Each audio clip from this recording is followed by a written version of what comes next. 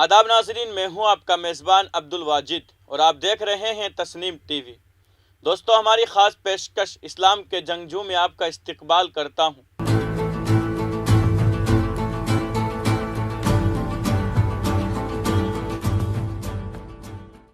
ہماری اس پیشکش میں خلیفہ ثانی حضرت عمر رضی اللہ عنہ کا ذکر چل رہا ہے اور آج جانیں گے اس خاص پیشکش میں آپ کی خلافت کے بارے میں۔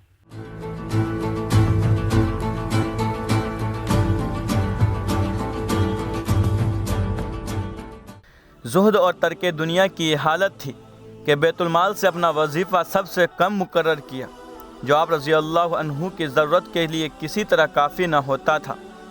کچھ تجارت کا سلسلہ بھی قائم تھا، مگر خود اس میں مشغول نہ ہو سکتے تھے، لہذا اس کی آمدنی بھی بہت کم رہ گئی تھی۔ بیت المال سے قرض لینے کی نوبت آ جاتی تھی اور یہ زیادہ مصارف مہمانوں کے سبب سے ہوتے تھے، جو در حقیقت سرکاری مہمان ہوتے تھے، مگر ان کے لیے بھی بیت المال سے نہیں لیتے تھے۔ فرمایا کہ بیت المال سے مجھے اس قدر ملنا چاہیے جو میرے اور میرے اہل و عیال کے لیے کھانے کے متوسط درجے میں کافی ہو، یعنی روزانہ 2 درہم نقد، سال میں 2 جوڑے کپڑے، ایک گرمی اور ایک جاڑے کا، اور سفر حج کے لیے سواری کا انتظام، اور بس۔ چنانچہ یہی عمل درآمد آپ کا رہا۔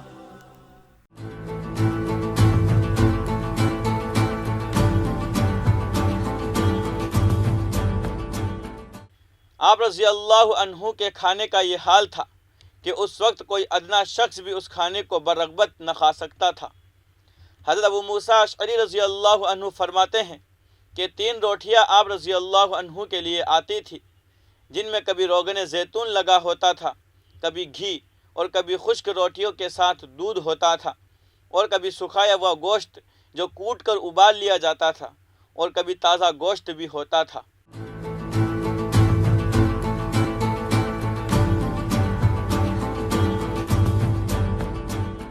ایک مرتبہ عراق سے کچھ مہمان آپ کے پاس آئے، جس میں حضرت جریر بن عبداللہ بھی تھے۔ ان لوگوں سے آپ کا کھانا نہیں کھایا گیا۔